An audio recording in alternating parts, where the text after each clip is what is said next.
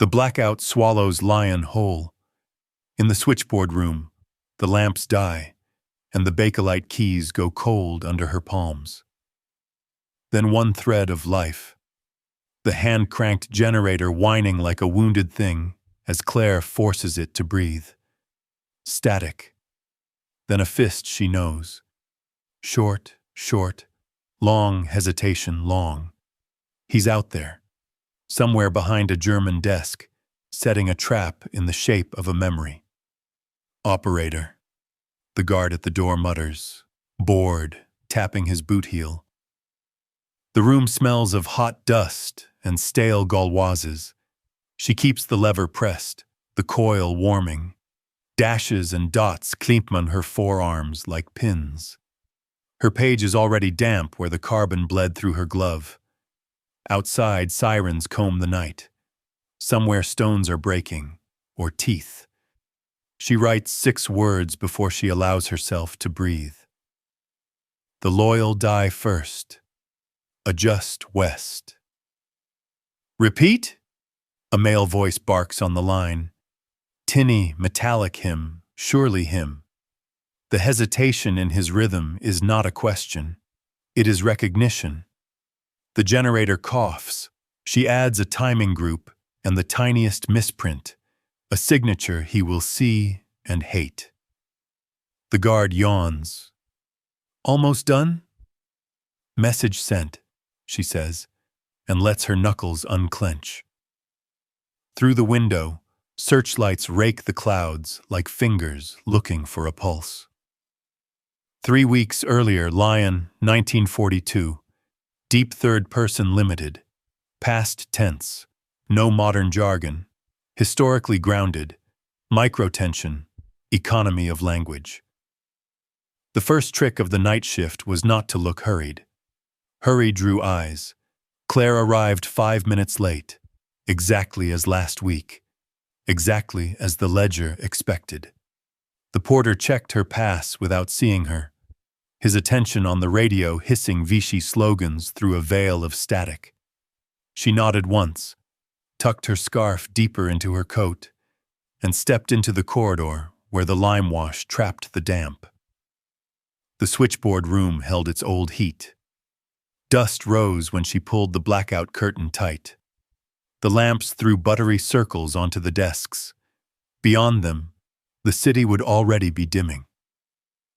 She set her satchel down and arranged the tools of her trade: pencil, blotter, stamp rack, the small glass of water with its gray skin.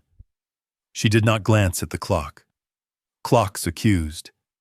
A supervisor hovered Ponce, with his soft wrists and clean nails. He liked to remind them that he knew the right men. Tonight he haunched by the door, counting the stubs in his cigarette case with delicate grievance. Big day for inspections, he said, as if offering weather. Gestapo clerk to review logs. Logs are clean, she said. Not a question. Of course. He smiled like a paper cut. We are all clean. He left her the way a cat leaves a room, backwards, watching. She breathed through her mouth until his cologne had thinned to something survivable, then took her chair. The Bakelite keys were smooth from other hands. She let her fingers rest on the board and listened. Wires sang.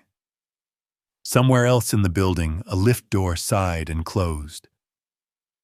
Her first hour was dull on purpose. Civil permits, a warehouse inventory, a request to extend a curfew pass for a baker whose yeast had failed. She stamped and logged and let the pace settle. Dull made the later quickness less bright. At 10, her window opened. Ponce favored the latrine after his second cigarette. She stood without standing, the way a dancer changes weight. From the shelf behind the ledger, she drew a thin folder with a blue string. The routing tables were inside, their grids like music staves. She placed a blank under the top page, breathed once and drew the carbon across with the edge of her hand to keep it from shifting. The paper whispered. Ink lifted. numbers ghosted. A smear formed near the corner where the clerk with long nails had pressed too hard last week. She licked the pad of her finger to catch the edge. The taste of ink was metallic, like a penny crushed between teeth.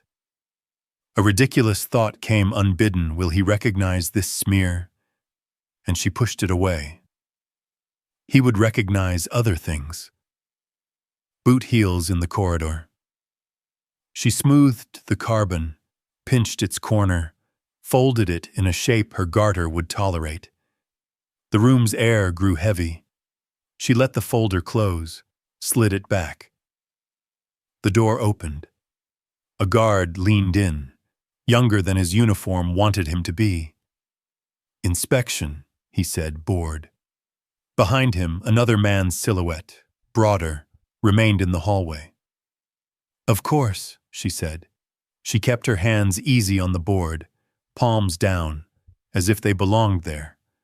Her heart had already moved to her throat. She swallowed it, a hard animal. The young one circled. He looked at stamps, at the water glass, at her satchel. "Open." She did, letting the contents show themselves in respectable order.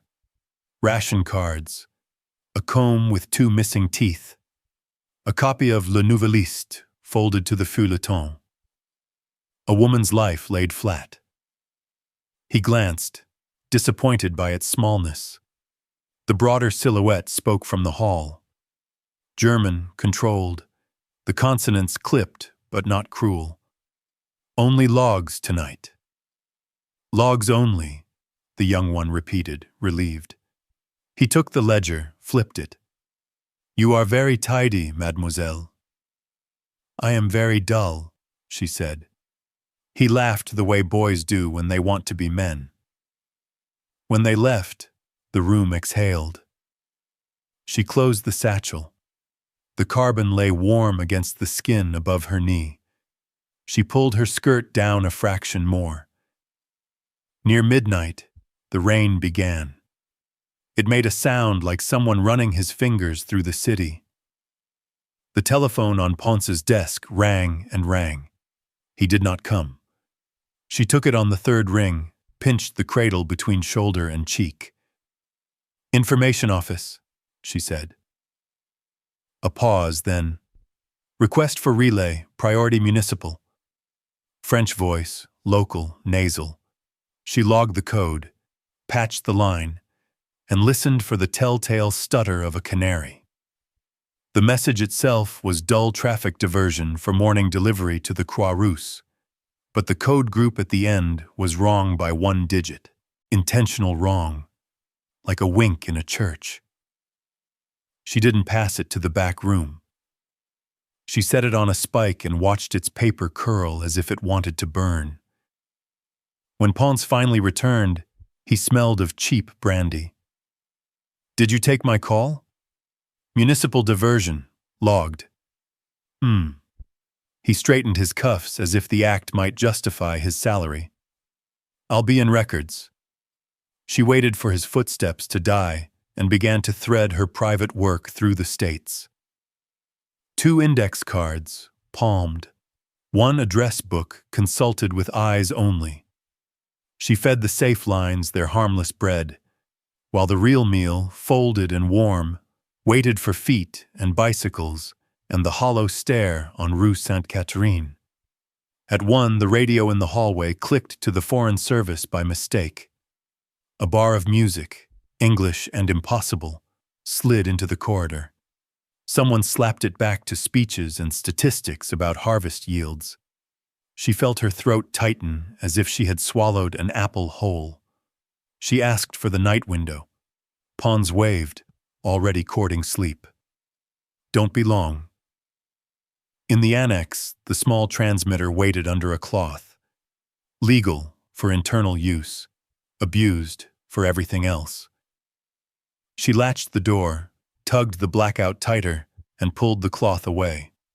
The coil gave back a little warmth from the last operator.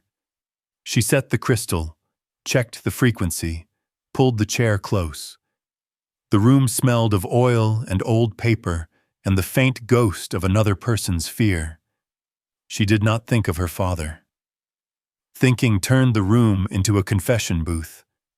She thought of the numbers, their orderly cruelty, of trains that left on time, of the way a man's pause between dashes could give him away after years. Her wrists itched where the garter ended. She did not scratch. She cranked the generator until the needle woke. Then she sent the smallest thing 3 letters that meant ready to those who knew. Static answered. She waited, counting her own pulse as metronome. The reply came like a remembered cough. Short, short, long. Hesitation. Long, not code. Signature. She did not smile. She did not allow her breath the luxury of speed. She laid her fingers on the key and gave the official line first, for the log in case anyone listened. Routine maintenance notice to the prefecture. Then, buried between the forms of bureaucracy and the patience of the city, she moved 1 number in the routing table, 1 street west. When she finished, the skin above her knee felt raw where the paper had worried it. She relayed the municipal message with its wrong digit into the bin marked Verify, signed Pons's initials, and returned to the main room. Rain still moved across the city. The lift sighed again. She logged the hour. The lamps hummed. In the glass of water, a moth had drowned without a ripple. She took out the ledger, turned a page, and wrote with the care of a woman who would not be believed if she survived. All routine. Nothing to report. The morning ledger wore the thin patience of a priest. Claire signed in with a pen that snagged on the paper's wartime pulp and took her chair before the switchboard had warmed. The night's rain had left the corridor smelling of wet coats and the woolly damp of bodies that could not afford coal. Pons inventoried the stamp rack as if it might confess sins. Across the hall, a clerk coughed the long cough of a man who had learned to hide illness. The first memorandum arrived on onion skin, folded twice. Urgent military convoy requisitioned for transfer east. Schedule appended. It rode a municipal letterhead that had lost its blue dignity to cheap ink. She felt the small rise in her pulse and pressed her wrists to the desk. Convoy schedules were meat and wine for hungry mouths on the other side of town. They were also bait. She flattened the paper under the blotter to mute its importance. The table of times and crossroads had a righteous simplicity. No erasures, no blots, numbers marching with soldierly confidence from depot to River Road to the tunnel mouth near Parache. At the bottom, someone had added a code group as casual as a wink, 37195. Harmless in itself unless it repeated a pattern only the hunter knew. "Anything for records?" Pons asked, dropping ash into an empty biscuit tin. "Routine," she said. "Everything is routine till it isn't." He smiled without heat. "Gestapo review at 11. Best to be tidy." She slid the schedule into the pending verification folder and kept it on her left, where the lamplight fell shallowest. She copied 2 municipal notices to keep her hands honest curfew extensions for bakery deliveries, a request for tarpaulin repair, then returned to the schedule and let her eye read it, like a streetwalker reads footsteps. The road choice at the tunnel was wrong for a convoy heavy enough to need requisition. The cobbles there shook bolts loose. Better to skirt south. Unless the man who wrote it did not care if bolts fell out, because the convoy itself would never exist. On the wall, the clock marked 10 with a tired throat. The hallway radio murmured about sugar rations. She brought the schedule to the annex and sat with it, as if it were a letter from a lover. Close enough to memorize. far enough not to stain her. A quick test, then. She took a scrap and wrote the digits of the appended group in a line, not as code, simply as numbers, 37195. To her left, a pile of seized messages wore the tidy corners of men who believed in neatness as a creed. She leafed them with her forefinger, feeling for rhythm. Third from the top, a requisition from last month, stamped with a gray seal. In its footer, 71953. The same digits rotated. A signature without a name. She put the two together and listened without ears to the fist behind them. Herr Doctor and his clean geometry, his love of circles in which men ran themselves down. Back in the main room, the telephone rang with the impatience of bureaucracy. She took it and caught a voice that smelled of boot polish even over the wire. The convoy schedule must be copied to the prefecture and to warehouse administration. Expedite. Understood, she said, because over and copy belonged to other uniforms, other rooms. She put the receiver down and stared at the ink as if it might evaporate if she wished it enough. To send it through official channels would be harmless and expected. To let it drift by accident into the channels she tended at night would be murder. The pressure came not from orders, but from possibility. What if, despite the elegant rotation of digits, this one was true? What if withholding starved a chance, left a road unwatched, men unwarned, wrists unslit from handcuffs they might have dodged? Doubt was the enemy whose boots never scuffed. She carried the schedule to Pons's desk. Prefecture and warehouse. Do you want me to stamp and file after transmission? Pons dabbed at a spot on his tie that had not existed until he saw it. Yes, and make a copy for the German clerk. They like their own paper. His smile held the emptiness of a plate licked clean. Of course. She used the good carbon. She wrote slowly, tracing each digit as if signing a confession, then logged the copies to the prefecture and the warehouse, nothing illegal in that. When she reached for the third copy, the one for the German clerk, she let her hand lay flat on the paper until the heat of her palm carried through. Do not hurry. Clocks accuse. The guard from last night lounged in the doorway with his cap tipped back like a boy who had stolen his father's hat. Busy, mademoiselle? Paper breeds paper, she said. He grinned. Better paper than bullets. The schedule's third copy slid into the out tray. She left the original under the blotter. The pending verification folder remained on her left. Her left hand knew the path to the annex transmitter without looking. Her right hand did the honest work of empire. At 11, the German clerk arrived.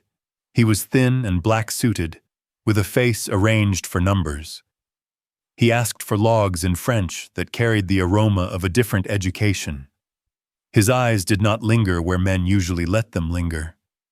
They slid over stamps and signatures and landed on the out tray with cool interest. Prefecture, warehouse, she said, indicating the copies. You wished one as well? For our files. He held her gaze long enough for the room to tilt 1 degree. Files are loyal. She passed him the third copy. His fingers were dry as paper. He took it without thanks and left a receipt that said nothing but received.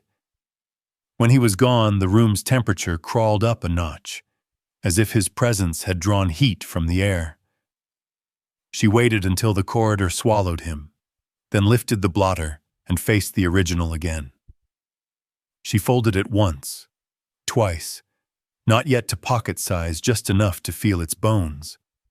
The annex called her with its electrical breath. In the annex, she closed the door and sat. The coil hummed a little more brightly today, as if pleased to work. She set the crystal, but did not crank. She laid the schedule at the edge of the desk and let its numbers sit there like a stray dog begging at a threshold. She thought of bicycles on the quay, of the hollow step near Rue Sainte-Catherine, of fingers stained with printer's ink receiving her messages and threading them into evenings that did not end in cells. Restraint is action. The phrase came without attribution, something a priest or an atheist might have said after too little sleep. She folded the schedule one more time, slid it into a plain sleeve marked for records, and wrote a small notation in her hand that only she could read. Hold patterned footer.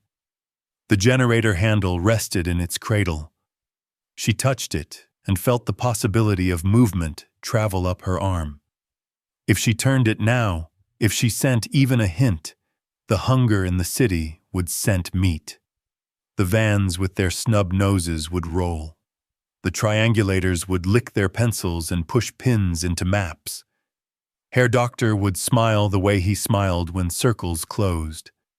She let her hand fall away. When she returned to the main room, the world had not ended. Pons was flirting badly with a stenographer who had already learned to laugh for advancement. The guard lit a cigarette and failed to look menacing. The clock scraped another minute from the day. She stamped the warehouse copy and approved a request for 5 gallons of lamp oil that would never find the lamp it was meant for. At 3, the warehouse called back. Requisition acknowledged. Convoy canceled transport reassigned south due to road conditions.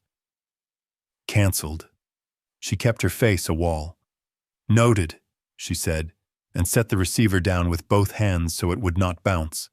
Her throat felt lined with fine paper. Pons waddled over. What is it? Warehouse cancels the morning convoy. Roads. Roads, he repeated, as if the word were a mirror. I will note it. She took up the ledger. The page accepted the line without protest. Convoy C-12 cancelled per warehouse. She allowed herself the smallest breath that could still be called human. Across the hall, the clerk coughed again. In the annex, the untouched generator waited like a dog that did not bark. She slid the original schedule into the file where forgotten things go to sleep and closed the drawer on it. When she left for the latrine, she passed the window at the end of the corridor and stopped. Lyon lay under a gray lid, the river dull as pewter. 2 bicycles crossed the bridge with the caution of thieves, one upright, one riderless, being walked by a woman in a skirt that had been let out twice. She watched them until they disappeared into the fog of breath and smoke. Back at her desk, the pending verification folder no longer sat on her left. She checked the blotter, the in-tray, the floor. Pons looked up with mild annoyance at being asked to see. Have you moved? My folder? Which? Pending. He shook his head. You are tidy. You will find it. She did not touch her face. That would leave oil. She reordered the trays, stacked the stamp rack, nudged the glass so its ghost ring aligned with the old stain. The folder remained a negative proof by absence. At 4, the German clerk reappeared with a receipt for something else. He placed it on Pons's desk and glanced toward the empty spot where the folder had been, not long enough to accuse, just long enough to remind. Files are loyal. People are not. She met his gaze and let hers be dull as brick. Can I help you, monsieur? Everything is in order, he said, and left the faintest print of amusement on the air. She waited for his steps to vanish, then bent to the inner pocket sewn into her skirt, and found, with the same small shock as touching a tooth that hurts less than expected, the edge of the pending folder. She remembered her own precaution. She had moved it when the clerk first arrived. The mind hid things from the mind to keep the hands clean. She pulled out the folder and placed it back on the desk, as if nothing had happened, as if the emptiness had been another trick of rationed light. She turned a page in the ledger and wrote the day down to its dry core. Stamps used, notices logged, calls answered, convoy cancelled. No mention of the annex, of the handle unturned, of the schedule that would not travel past this room. Outside, a siren tested its throat and fell silent. Between its rise and its fall, she heard a line a man once said to her in another life, over a glass of something that tasted like summer. To do nothing is also to do. He had not meant this. He would have meant it differently. But the sentence fit the day like a key finds a lock by listening. She closed the ledger. The paper rasped like tired breath. The choice had been made, and nothing in the room told her whether it had saved anyone or only delayed the inevitable. That ignorance, too, was part of the work. She stood, adjusted her skirt, and let the clock take her toward evening. The summons arrived folded in official gray, a color that smelled of fear. Office of Sicherheitsdienst, 17 Rue Gentil. Interview scheduled 1600 hours. No reason given. Reasons were luxuries of peace. Pons noticed the seal first. "You'll want to be punctual," he said, pretending it was advice. His eyes lingered on the paper, as if hoping the ink might confess to him instead. She left at noon. Enough time to walk, to let the city rearrange her thoughts into the pattern of a civilian. Lyon looked washed and colorless, as if the rain had rinsed the courage out of its stones. The cafes had their chairs stacked inside, and the trams moved slow under the gray blackout covers. She passed a poster of Marshal Pétain smiling a saint's smile, the caption promising order and work. Someone had scratched a single word beneath. Lies. Rue Gentil smelled of disinfectant and boiled cabbage. 2 German guards stood outside the sandstone building, rifles like punctuation marks to an unfinished sentence. Inside, a clerk with iron spectacles took her name and asked for her papers with weary precision. His French was better than hers. Duret, Claire, censure de presse. Ja. Wait here. The corridor swallowed her in its echo. On the wall hung photographs of alpine peaks, snowfields without footprints. She studied them as if they were maps of escape. When Herr Doctor entered, he did not announce himself. His footsteps made the air straighten before his voice arrived. He was tall, dressed without insignia, which made him more dangerous authority without decoration. He set his gloves on the desk with surgical care. "Fräulein Duret," he said in French so clean it almost hurt. "Please sit." The chair was hard wood, placed too close to his desk. He read from a folder, eyes flicking over the paper as if it were beneath him to finish sentences. "You work the late shift." "Yes." "You handle municipal transmissions." "Yes." "You are punctual, diligent, not prone to chatter." She nodded. The rhythm of the questions was intended to lull, to mark trust as a trap. He closed the folder. "Your father, Captain Henri Duret, formerly of the 7th Infantry." The breath she took felt stolen. "Yes. He is alive." The words landed without sound, only the echo inside her chest. "He is detained," Herr Doctor continued, "at Fort Montluc, under suspicion of aiding a subversive courier network. That is an unfortunate misunderstanding, perhaps." She forced her hands to stay folded. "If it is a misunderstanding, may I clarify it?" His smile was thin enough to cut. "Perhaps. That is why you are here." He slid a photograph across the desk. A man in handcuffs, head turned aside, blurred, but undeniably him. The uniform gone, replaced by fatigue and stubble. "Tell me," Herr Doctor said softly, "who else had access to your office logs last week?" Her mind arranged the list automatically. Ponce, the clerk from warehouse, the German liaison herself. To give any of them would be to volunteer guilt. To give none would be to resist. "I would need to check the registry," she said. He studied her face the way a musician listens for a false note. "Fräulein, I do not enjoy unpleasantness. Cooperation can prevent it." He leaned back, interlacing fingers. "I need the identity of the one who transmits unauthorized signals from your department. Someone uses government equipment after hours, perhaps to amuse themselves, perhaps not."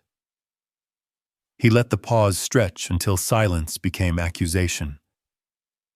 "I have no such knowledge," she said. "Then acquire it. In return, I can recommend leniency for your father. Without it—" He let the unspoken finish itself. Her throat wanted to dry but refused the luxury. "If I discover such information, I will report it."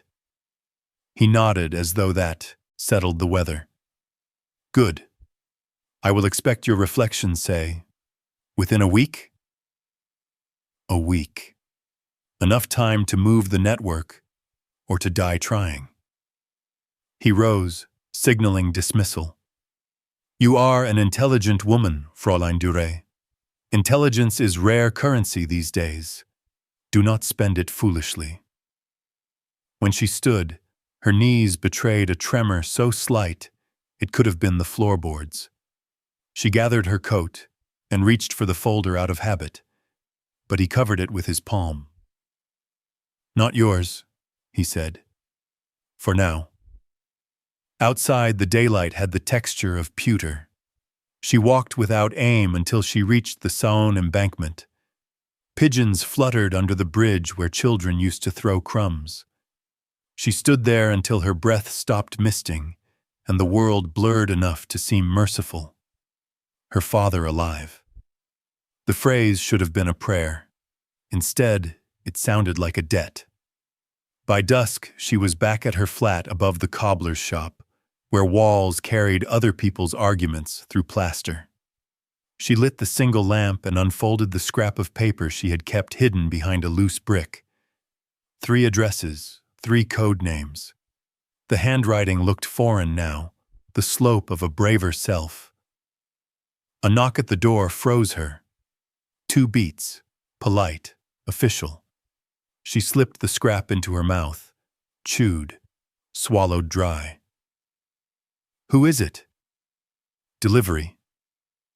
A boy handed her a small parcel bread wrapped in waxed paper. The address written wrong deliberately. She unwrapped it to find a crust and a folded note beneath. "Fort Montluc confirms detention. Contact possible via intermediary S. Urgent risk of transfer." Her stomach turned. They would move him to Paris, or worse, to Drancy. She burned the note in the lamp flame and watched the ash curl into nothing. That night, the radio static whispered across the ceiling, like water through pipes. She lay awake counting heartbeats until they matched the Morse rhythm she had memorized years ago, the one that belonged to the man she had loved, and now served under the swastika. At dawn, she went to the office early, the city still damp and gray. Pons blinked at her punctuality. "Couldn't sleep," she said.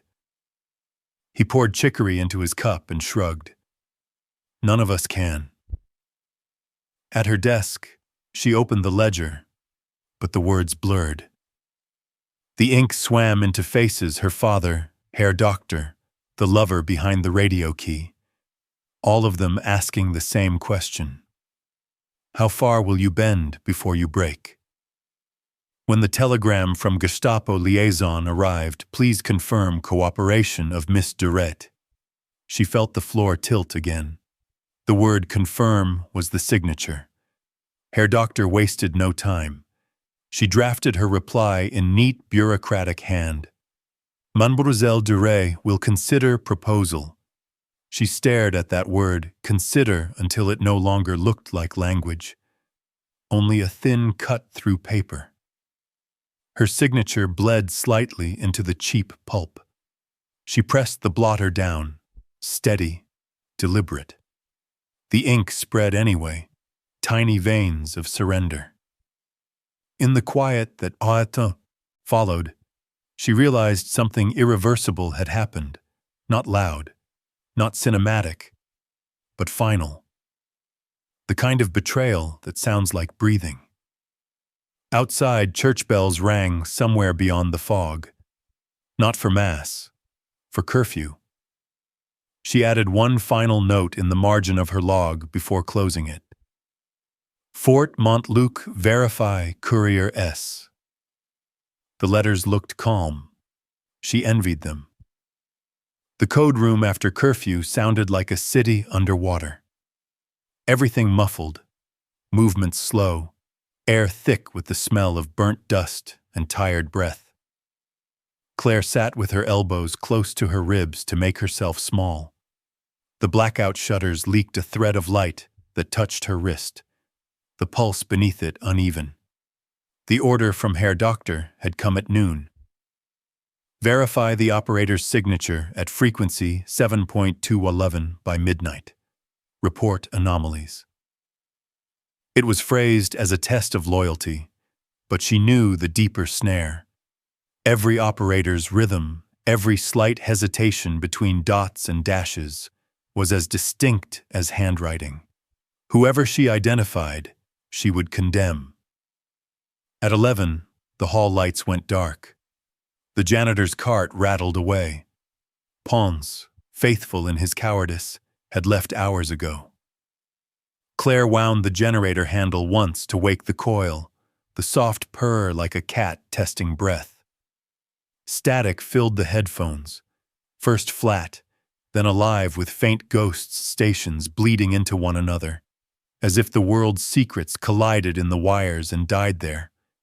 A coded burst sliced through the noise. Tight, efficient, Germanic spacing. She copied automatically, pencil scoring the pad. Test relay respond, with verification code Delta 72.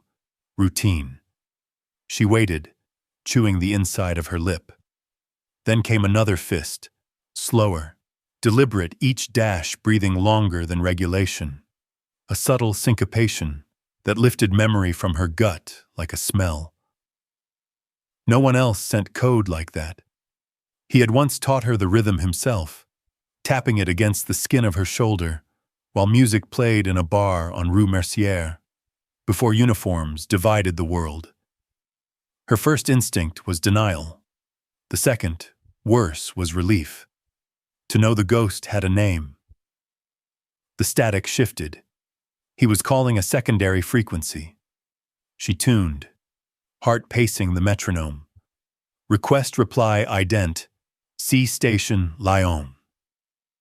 The signature followed, faint but unmistakable, his initials encrypted as they used to be when it was a game, when the world hadn't yet chosen sides. She hovered over the key. The temptation to answer felt almost physical, a pulse begging for release. One touch, one syllable of acknowledgement, and he would know she lived.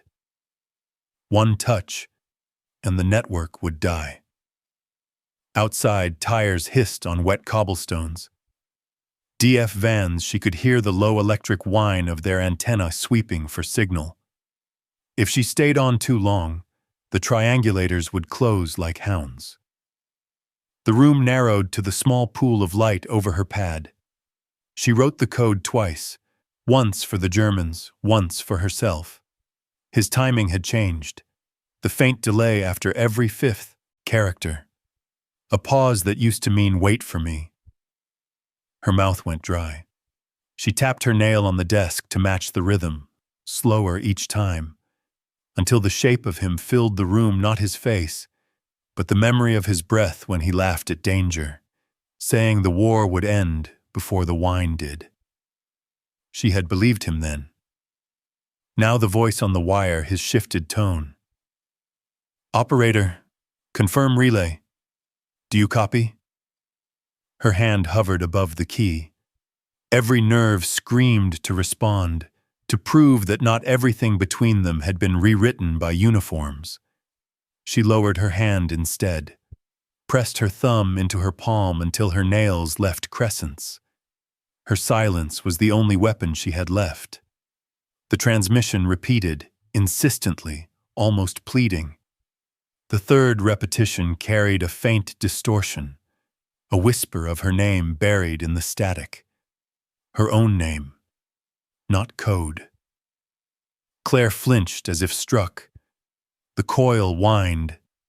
She shut the switch, severing the line. The room exhaled. She sat there, breathing the metallic stink of ozone, the ghost of his voice still tangled in the cord. In that instant, she understood the true cruelty of survival. It required remembering the sound of what you'd lost. Her report, written an hour later, was precise. Ident confirmed. Operator signature consistent with prior intercepts. Transmission regular. No anomaly detected. Each sentence an act of perjury. When dawn came, Lyon lay under a skin of frost, the trams motionless. She walked home past shuttered shops, gloves thin against the cold. In every dark window she saw her reflection, blurred by condensation, half shadow, half woman. At her flat, she removed the spare valve from her satchel, the one engraved with the smallest scratch along its side, a signal piece from years before. She rolled it between her palms until the metal burned. In another life, that scratch had been a joke between them, a secret mark to tell their transmitter from the others, their little rebellion against bureaucracy. Now it felt like a brand. She placed the valve back in its box and locked it under the floorboard. The city outside woke slowly, indifferent. She whispered once into the silence, a code with no receiver. 3 dots, 1 dash, 2 dots, meaning, forget me. The walls did not answer. Only the pipes, ticking with heat, kept rhythm with her heartbeat until both became the same sound. The snow began before dawn, dry flakes like paper ash tumbling past the windows of the post exchange. Lyon under snow looked almost innocent, its filth buried, its edges softened. Claire adjusted her scarf to hide the hollow where her collarbone had become sharp. The cold made her eyes water, good camouflage for fear. Her instructions arrived folded inside a ration envelope. Deposit revised courier list at Stairwell 3, Rue Sainte-Catherine, 1703. The handwriting belonged to the resistance contact known only as V, whose lines of ink grew shakier each week. Beneath it, one more line added later in a different hand. New liaison. Will collect. Proceed normal. That last word, normal, was a lie. Nothing normal remained. The alley behind Rue Sainte-Catherine stank of cabbage water and coal dust. Shops shuttered early. The occupying patrols had tightened since the arrests at Croix-Rousse. Claire carried the satchel across her shoulder, a weight that felt heavier with the knowledge of what lay inside. A list of 8 courier names, 3 genuine, 5 invented, 1 her own. She'd spent the night forging the list by candlelight, copying handwriting from confiscated police reports. Each stroke had felt like tracing a death sentence. The thought that Herr Doctor might read it made her stomach twist in paradoxical relief. To give him something, anything, was to stall. He believed in documents, in their power to define reality. She would give him a false one so perfect, he'd stop looking for the truth. At 4, she left the office early, citing headache. Pons nodded, relieved to have fewer witnesses. She walked the long way through narrow streets to confuse tales, counting her turns by church bells. By the 3rd bell, she knew she was being followed. The faint crunch of bicycle tires kept distance behind her, steady as breath. She ducked into a butcher's stall, the air thick with iron and salt. "Nothing left," the woman behind the counter said without looking up. "I'm not here for meat," Claire murmured. She bought a paper cone of sawdust used to soak blood, purely to have her hands busy, then stepped back into the street. The bicycle had stopped across the way. The rider pretended to fix his chain. His boots were too clean for a laborer. She turned toward the river instead. Let the current of pedestrians swallow her. At Place des Terreaux, the statue of Bartholdi's horses glistened with rime. Their frozen rearing looked almost afraid. Claire kept her pace unhurried, the way the condemned walk to delay the end. By the time she reached Rue Sainte-Catherine, dusk had turned the snow blue. The stairwell waited between 2 buildings, narrow, blind, ending at a locked cellar door.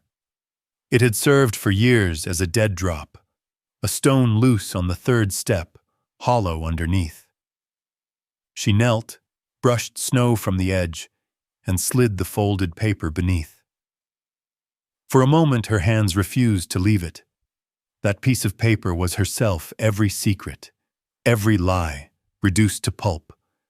She forced her fingers to open. The snow covered it obediently, as if eager to erase her. When she rose, the bicycle had returned, propped against the opposite wall. No rider. Only tracks leading toward the square. Her pulse climbed.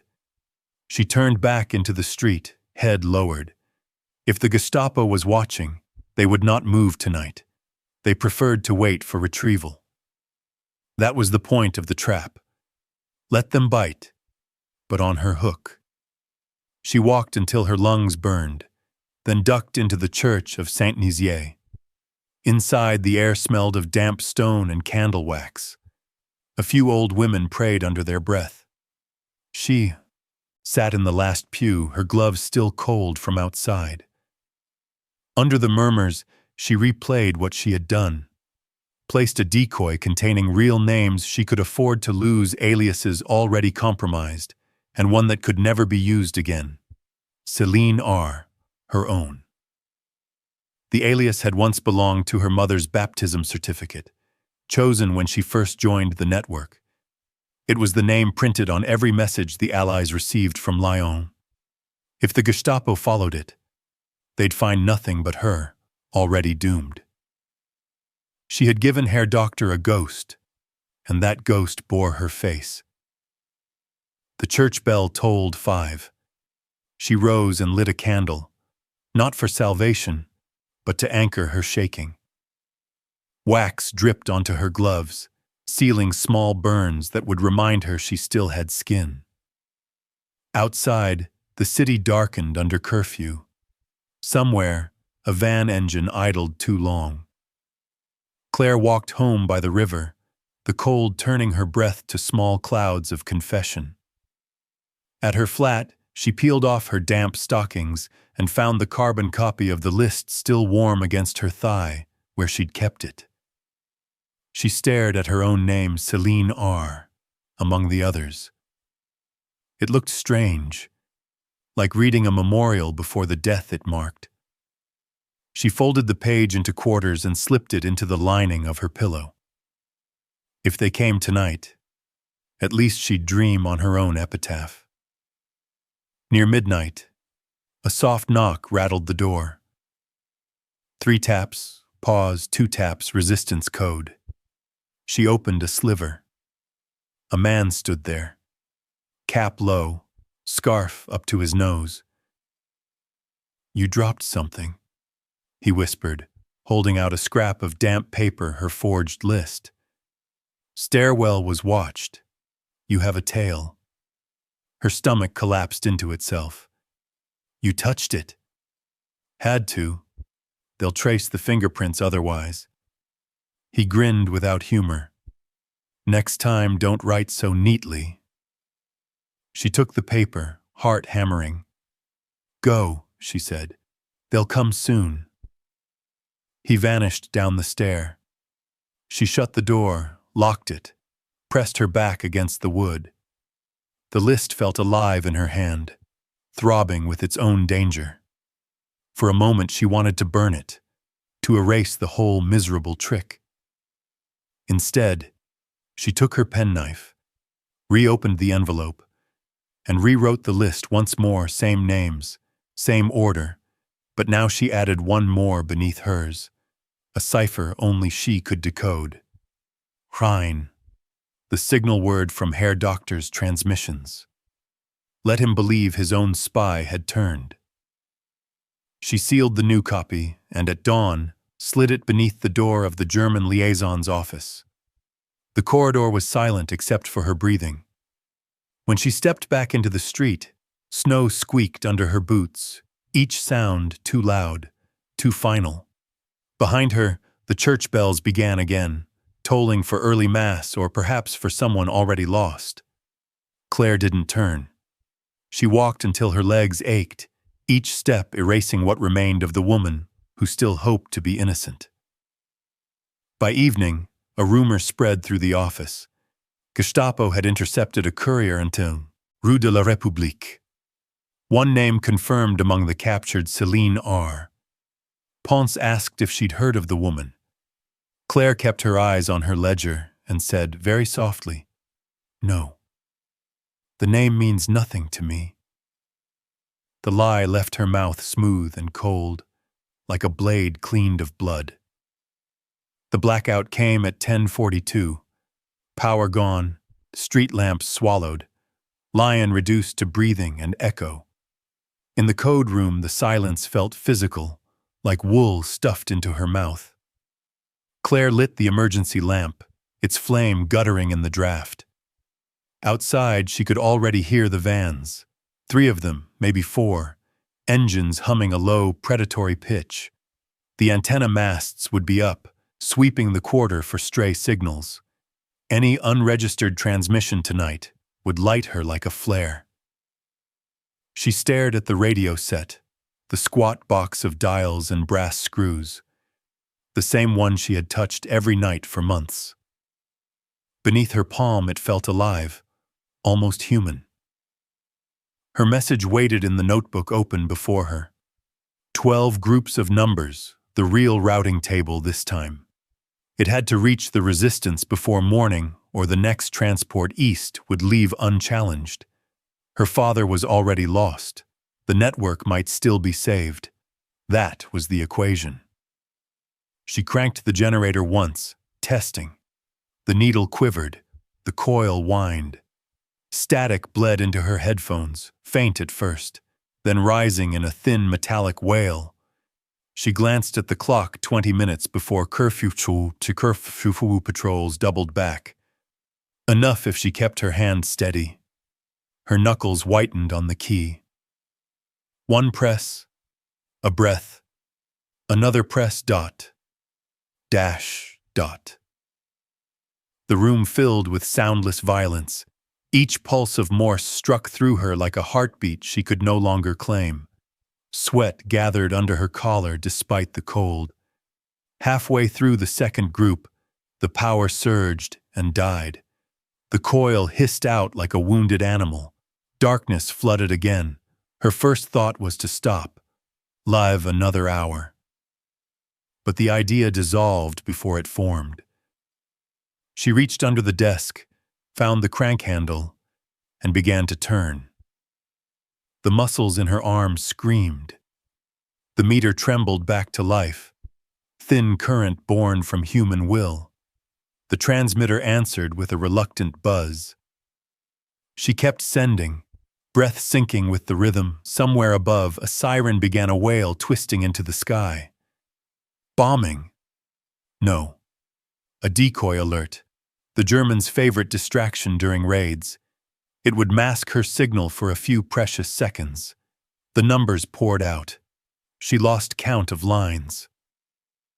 The generator handle blurred in her fist. The smell of ozone and sweat filled her mouth. Her vision tunneled until the only world was the click of the key and the drag of air in her lungs. Outside brakes, tires skidding on slush. She froze, pulse thrumming in her ears. The vans had turned into Rue des Marronniers. Keep going. The coil faltered. She increased her pace. The handle bit into her palm until skin tore. She did not stop. Pain was irrelevant noise. By the 9th group, she felt time unravel. There was no before or after, only transmission, a pulse across wires that outlived bodies. Her mind split. One part counting signals, one remembering a bar on Rue Mercière, the taste of cheap wine, his voice whispering the same rhythm against her skin. 10 groups done. 2 left. A thud downstairs doors kicked open, boots on stone. The vans had stopped. The beam of a flashlight swept the courtyard window, painting the ceiling with white circles. She leaned closer to the key. 11. Voices now, German, muffled but urgent. The metal latch of the main door shrieked. 12. The last code group spilled from her fingers like blood. She cut the power and ripped the plug free. The silence afterward was blinding. The door to the hallway slammed. She grabbed the notebook, tore the top page, shoved it into the iron stove and struck a match. Flame devoured the paper instantly, curling the edges into black lace. Smoke climbed the walls, boots on the stairs. She opened the window a hand's width. Snow drifted in, melting against her wrist. The cold steadied her. She dropped the rest of the notebook into the street below. It vanished soundlessly into darkness. The first blow hit the door. She crossed the room, took the cyanide ampule from her pocket, felt its hard promise against her palm. She could break it now and leave nothing for them to find. But not yet. She slipped it back into the lining of her coat and sat down at the desk as if nothing had happened. When the Germans burst in, she raised her head slowly, the picture of weary obedience. "Inspection," one barked. "All operators to remain seated." "Yes, Herr," she said, the syllables tasting foreign. They searched the room, overturning drawers, testing the still-warm transmitter. The youngest soldier pressed his hand near the coil, flinched at the heat. He looked at her sharply, but said nothing. Herr Doctor entered last. His gloves were off, fingers pale and immaculate. He surveyed the chaos without visible anger, only fatigue. "Fräulein Duret," he said, voice low, almost kind. "You were here alone?" "Yes." He nodded once in studying the coil's faint smoke. "Strange. Power failure everywhere else, yet your machine is warm. I was running checks when the lights died." "A devoted employee." His mouth curved slightly. "Devotion is rare." He gestured, and the soldiers withdrew. He lingered by the doorway, eyes glinting in the lamplight. "Be careful what you burn," he said. "Ash has a way of telling its own story." When they were gone, she sat until her pulse remembered how to slow. The generator handle still hung crooked, blood smeared along its edge. She wiped it with her sleeve. Outside, engines receded toward the river. In the window's reflection, the lamplight made her face a stranger's. Pale, streaked with soot, the eyes too calm. The broadcast was gone, but not lost. Somewhere across the line, another set of hands had caught her message and was decoding it now by the light of a guttering candle. The convoy would be stopped. Lives, perhaps dozens, spared. She let her head rest against the desk. For the first time in months, she allowed herself a small smile, thin, exhausted, but real. Then, without meaning to, she began to tremble. Not from fear, but from the realization that she was still alive, and that survival, after so much risk, felt less like victory and more like theft. The snow outside thickened, covering the courtyard, hiding the burnt scraps in a soft, white shroud. Somewhere below, a child's voice sang half a carol before being hushed. The melody drifted upward, fragile, human. Claire whispered the last word of her code done and let the dark take the rest. Fort Montluc rose from the fog like a broken tooth. The guards on the gate barely looked up as Claire crossed the yard, her pass clutched tight enough to crease the paper. The air smelled of damp stone, unwashed wool, and boiled coffee, the odors of waiting. She had not slept since the raid. The radio set was gone, dismantled by Gestapo order, yet its hum lingered in her bones. Each heartbeat felt like static. She told herself she came for the ledger, for routine paperwork, but the truth rode beside her like a shadow. Herr Doctor had summoned her again. He received her in an office stripped to essentials, no flags, no slogans, only a typewriter and a kettle steaming on a small stove. He looked older today, eyes red from sleeplessness. "You have been busy," he said. She met his gaze.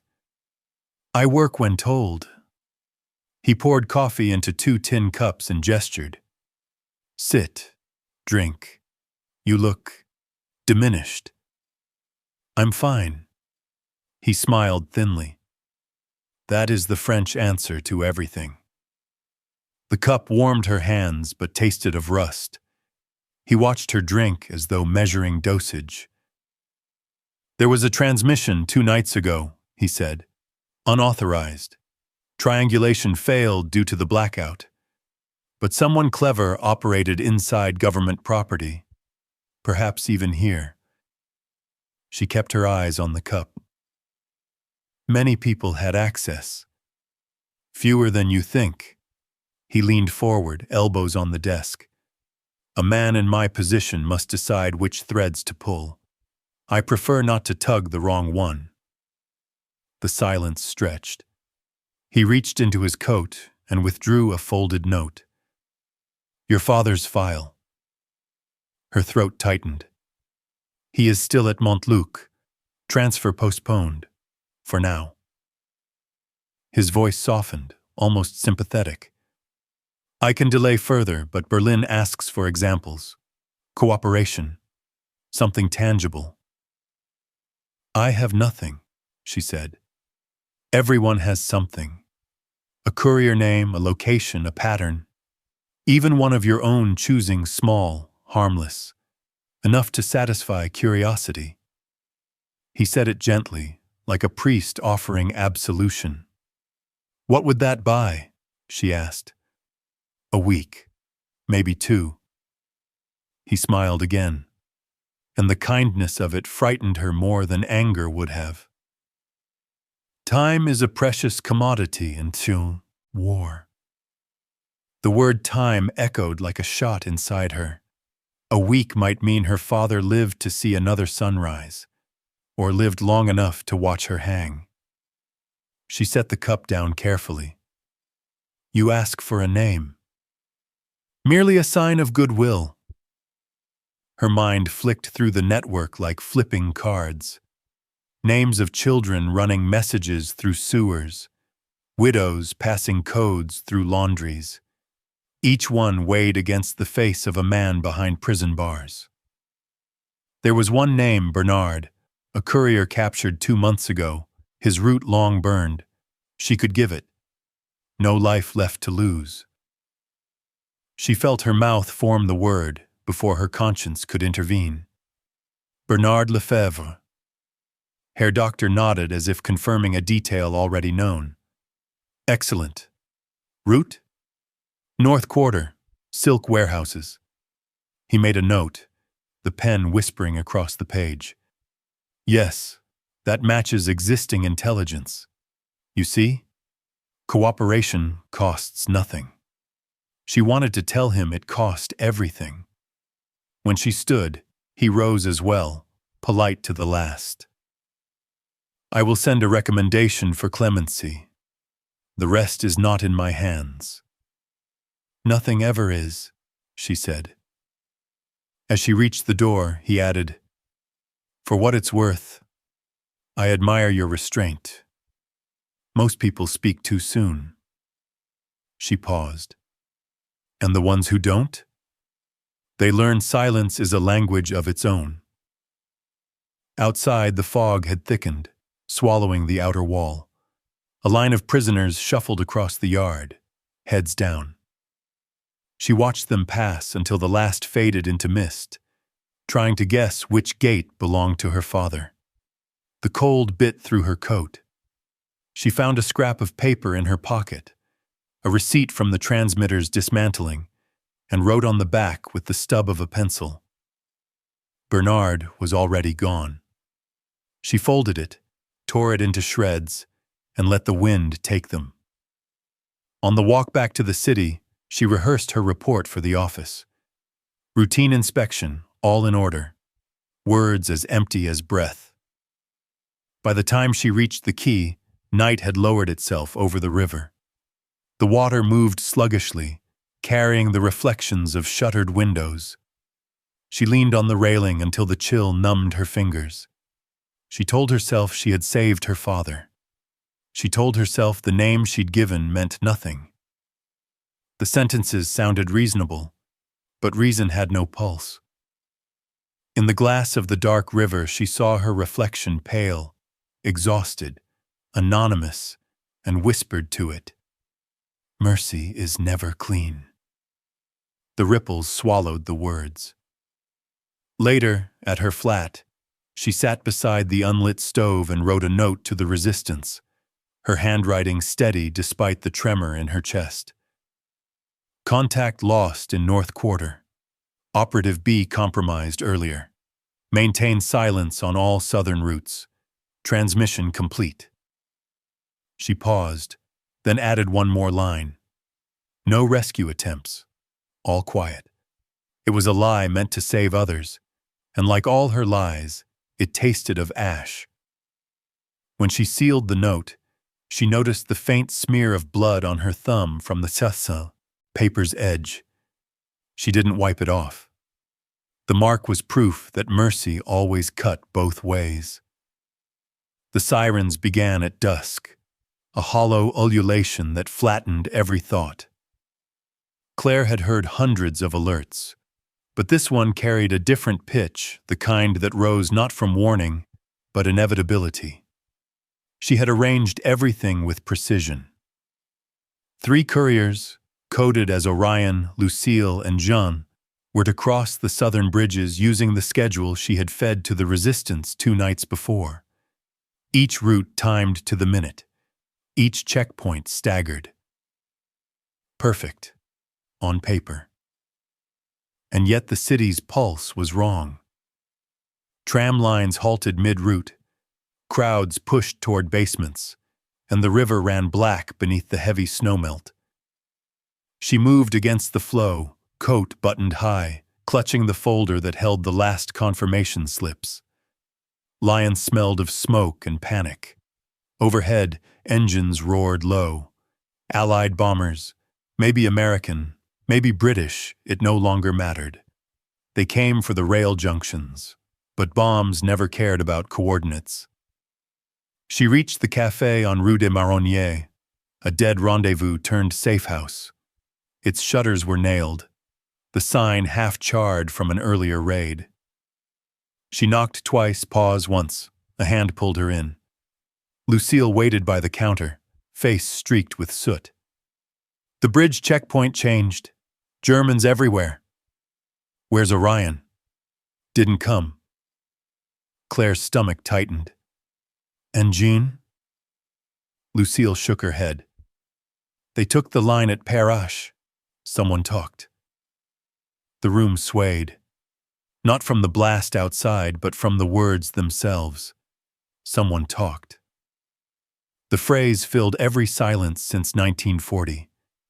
Claire spread the map on the table, the paper quivering under her hands. We still have the second crossing at St. Clair. If you move now... Lucille slammed her fist down. It's gone. Flooded. You don't know what's happening out there. Claire forced herself to look. The young woman's eyes were rimmed in red, not from tears, but from smoke. She couldn't be older than 20. Listen to me, Claire said. The last message I sent Herr Doctor's men will act on it tonight. They'll move north, not south. You still have a chance. How do you know? I wrote it. Lucille stared. You what? Before she could answer, the ground shook. The ceiling dusted them with plaster. Bottles rolled off shelves. The bomb's echo came half a second later, a metallic thud that made her ears ring. The blackout lamps flickered and died. They crawled to the back room, where the stair led down to the cellar.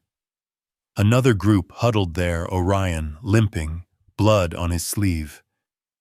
They're here, he whispered. SD vans. They're sweeping the block. Someone jammed the north signal. Your message drew them straight to us. The sentence punched the air from her lungs. Her message. The frequency. The coordinates. Herr Doctor's soft smile. He hadn't needed to find the network. He had made her build the cage around it. Out the rear door, she ordered. Go through the alleys toward the river. I'll draw them east. Lucille grabbed her arm. You'll be caught. Maybe. But they need a transmitter more than corpses. Move. The girl hesitated, then nodded once and disappeared into the smoke. Claire waited until the last footstep faded, then climbed back up the narrow stairs. The cafe's windows glowed red from distant fires. Across the street, silhouettes moved, helmets glinting, rifles at the ready. She stepped into the doorway and held the folder high like a flag. The street lamp's afterglow painted her in amber. Here, she shouted, her French loud enough to carry. This is what you want. The soldiers froze. A flashlight blinded her. Hands seized her arms, pulled her into the street. She didn't fight.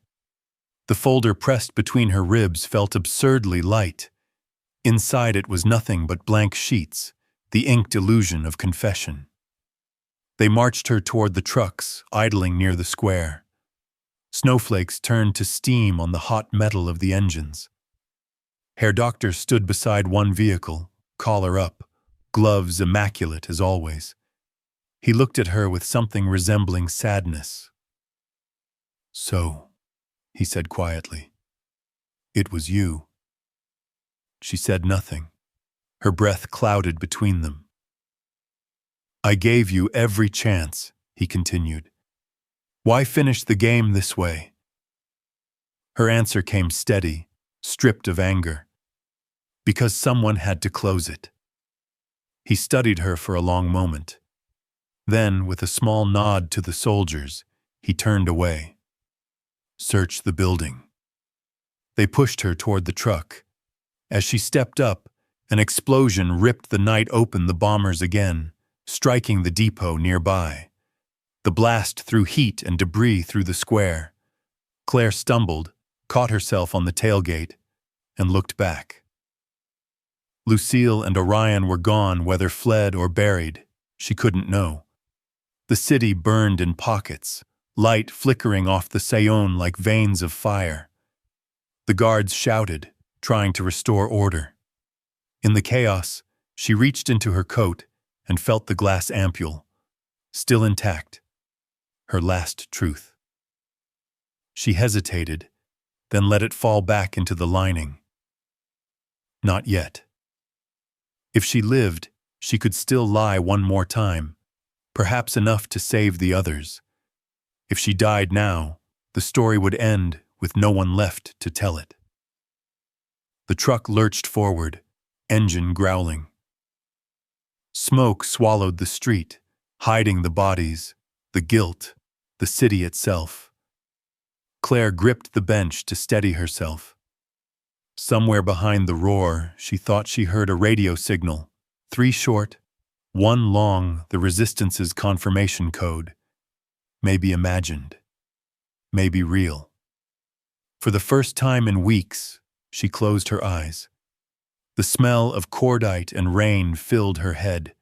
She let herself feel tired, only tired, as the convoy carried her toward Montluc. Above the burning rooftops, the bombers turned east, their engines fading to silence. The snow fell again, erasing everything except the hum of the trucks and the quiet resolve that still clung to her, like breath in winter. The cell smelled of damp and iodine. Morning filtered through the high window as a dull smear of light. Claire sat on the cot, tracing the mortar lines with her thumbnail until the skin split. She did not count the days. Each interrogation had blurred into the next, until time itself became an echo. A guard opened the door. "Fräulein Duret, the officer requests you." They walked the corridor in silence. The sound of boots on stone was a heartbeat too slow, the rhythm of men who knew the steps by heart. She expected the usual room, the desk, the questions, the silence after, but instead they led her upstairs to the administrative office, where a radio set waited under a dust sheet. Herr Doctor stood by the window, coat off, sleeves rolled.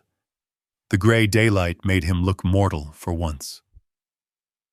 "Berlin wants confirmation that the Lyon cell is finished," he said. "You will help me compose the report. Perhaps then your situation improves." She met his gaze, steady. "You think I'll betray them?" He tilted his head. "You already did, in part. But this is procedure." He motioned toward the radio. "Type your acknowledgement, frequency 7.211. Use your old code. No harm. They are already ghosts." The set's presence filled the room with its own gravity.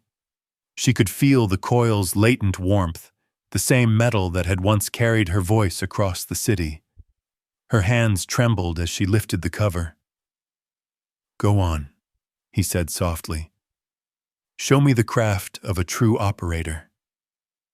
She adjusted the dial, not looking at him. The machine hummed to life, a faint electric whisper like breath before confession. The guard at the door watched impassively. Claire pulled the notepad closer. The pencil felt heavy. She began to write. "Report. Operation South Quarter neutralized. Primary source located." The next line waited. This was the moment, the gap between truth and invention. She thought of Lucille, perhaps alive, perhaps dust, of Orion limping through smoke, of her father's face behind glass. She set the pencil down, flexed her fingers, and began to key. The code spilled in steady rhythm. Source located Rue des Marronniers, Building 4. Pause. All transmissions traced to station under authority of. She hesitated. The next phrase would decide everything. Her eyes drifted to Herr Doctor. He stood very still, one hand on his belt, listening not to the words, but the cadence. He believed she was finishing his work. Claire pressed the key again. Under authority of Claire Duret. The name struck the air like a bell. The guard frowned. Herr Doctor's eyes flicked up sharply, but she didn't stop. She continued, faster now, fingers blurring, embedding within the message a series of numbers, her true cipher, a pattern only the resistance would recognize. It translated simply, "Stop looking north, move west, safe." The coil's whine rose, protesting the strain. The lamp overhead flickered. Outside, engines started, the DF vans reacting to the transmission flare. "Enough!" Herr Doctor snapped. She sent one final word, "Ende," and cut the switch. The silence slammed into her like impact. Herr Doctor moved toward her slowly, expression unreadable. "Do you understand what you've done?" "Yes." He studied her face as though searching for remorse and finding none. "They'll come here. My men, not theirs. Here." She nodded. "Good." For the first time, something like disbelief cracked his composure. "You'd sacrifice yourself so easily?" "Not easily," she said, "but precisely." He opened his mouth to answer, then closed it again. After a long moment, he turned to the guard. "Take her downstairs." They led her back to the corridor. Through the barred window, she glimpsed the DF vans converging on the prison itself, engines snarling. The irony almost made her smile. She wondered if, in the chaos, some of the captured couriers might find a way out. In her cell, she sat again on the cot. The air vibrated faintly with distant static, the echo of the message still traveling through the ether, impossible to erase. She took the ampule from her pocket and rolled it between her fingers. Not yet, she thought. The signal had to live first. She wanted to know it was received. From somewhere in the building, shouts erupted, boots pounding on stairs, the low growl of a generator kicking alive. The prison itself had become a transmitter now, caught in the wave she'd sent. She closed her eyes. In the darkness, she could almost hear the Morse returning to her. Faint, fragmented, but clear enough to understand. A single word. Merci. Her chest tightened. For the first time in months, she let tears fall. Silent. Measured like code. When the door opened again, she wiped them away and straightened. Herr Doctor stood there, the faintest shadow of respect crossing his face. "You are a very stubborn woman," he said quietly.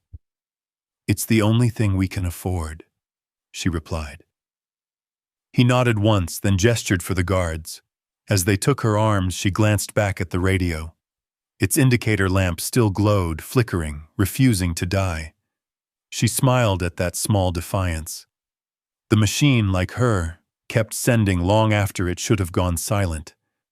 Outside, the van's engines roared. The signal was already beyond them. The night had been a long corridor of footsteps and voices. Now, as pale light crept across the barred window, Claire could see the dust floating like ash. Each mote turned slowly, weightless, as if time itself had been thinned. She sat where they had left her, wrists red from the rope. The air smelled of chalk and stale ink.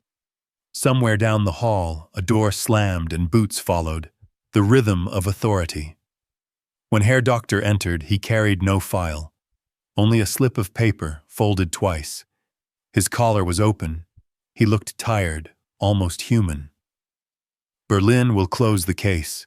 Today," he said. "They want a signed statement before noon." She didn't answer. He studied her face. "You could end this easily. Tell me the cipher key you used last night. I already know you sent something." Claire lifted her eyes to his. "Then why ask?" He exhaled through his nose, almost amused. "Procedure. We record confessions, even when we know they are lies." She looked at the slip of paper in his hand. Is that my confession? It will be when you sign. He placed it on the desk. One sentence typed in German. The transmissions were mine.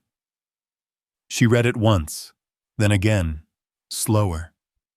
The words were true. The act of signing them, however, would transform truth into utility. It would make her their witness against herself. He pushed a pen across the wood. Your father is dead, he said quietly. A heart seizure 2 nights ago. No pain. She felt the world tilt. The sound of the words didn't reach her all at once. They seeped in like cold water. Her throat tried to close. You're certain? I saw the report. The rope burns on her wrists throbbed. Then there's nothing left to trade. He regarded her for a moment, then reached into his pocket and placed a small glass ampule beside the paper, the same kind the SS issued to field agents. You understand what this is? Yes. He sat back. If you sign and take it, there will be no trial. You'll be a line in a ledger efficient, forgotten. Refuse and the Gestapo will take over. They lack finesse. The ampule gleamed between them, faintly blue in the morning light. She thought of its twin she had carried for months, still hidden in her coat. How many lives had hinged on the pressure of a single jaw? She placed her hands flat on the table. The wood was cold. You told me once that silence is a language, she said. This is what it says. She tore the paper in half. The sound was shockingly loud. Herr Doctor did not move. For a moment, they simply looked at each other, 2 exhausted adversaries who had run out of moves. Then he stood, slowly, and nodded to the guards. She will not speak, he said. They led her down the corridor to the lower level, where records were kept before transfer. The walls smelled of lime wash and mildew. Through a half-open door she glimpsed stacks of ledgers, names in columns marching toward oblivion. Duret, Claire, the clerk muttered, finding the page. No statement. He stamped it with mechanical precision. The guards pushed her into a holding room with a single window high in the wall. She sat on the floor, back against the stone, and listened to the distant hum of engines, the same DF vans now idling outside the prison walls. Searching still, though there was nothing left to find. The light grew stronger. Dust glowed like golden mist. For the first time in weeks, she could see color again, the faint blue of her sleeve, the brown thread of her hair. Ordinary hues, miraculous in their banality. Somewhere above, a bell began to ring for morning mass. The sound drifted through the cracks like smoke. Claire closed her eyes and let it fill the room. She thought of Lyon under snow, of Lucille's soot-smeared face, of the tremor of a Morse key beneath her fingers. She thought of her father, of the silence between his heartbeats. When she opened her eyes, the light had climbed to the edge of the window. No one came for her. She stood, stretching the stiffness from her limbs, and looked at the patch of brightness on the wall. Dust moved through it in slow, perfect spirals. The world, for one suspended moment, was simple again, just air, light, and breath.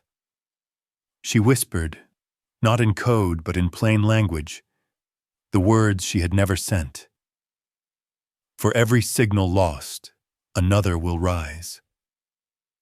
Outside, the bell's echo faded. She sat back down, hands resting open on her knees, waiting for whatever silence came next.